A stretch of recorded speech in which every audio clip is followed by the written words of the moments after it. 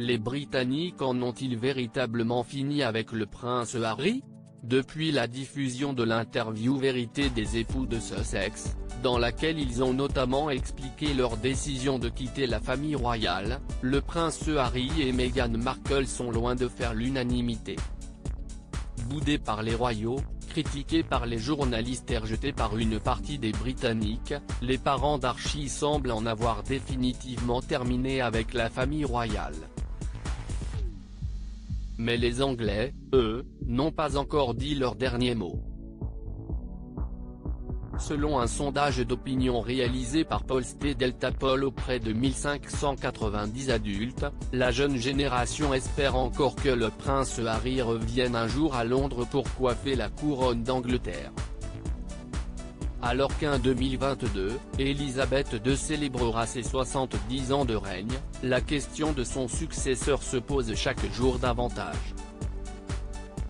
Techniquement, le premier dans la ligne de succession au trône est son fils aîné, le prince Charles, suivi de son propre fils, le prince William et de ses 3 enfants, George, Charlotte et Louis.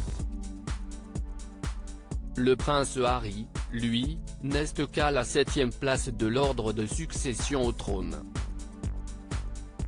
Mais si la tradition désigne le prince de Galles comme en étant l'héritier direct, les Anglais, eux, voient les choses très différemment. Selon le sondage relayé par le Daily Mirror, 23% des millénials, adultes âgés de 24 à 40 ans, souhaiteraient voir Harry succéder à Elisabeth II. CIST un point de plus que son frère William, qui n'obtient le soutien que de 22% des jeunes Britanniques. Charles toujours boudé par les Anglais toutes tranches d'âge confondues, le duc de Cambridge bénéficie toutefois d'un fort soutien de la population.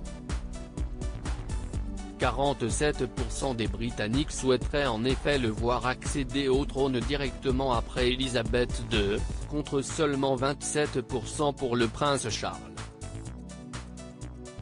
En dépit de tous ses efforts pour redorer son image ces dernières années, l'ex-mari de Lady Diana demeure donc en seconde, voire en 3e place, dans le cœur des Anglais.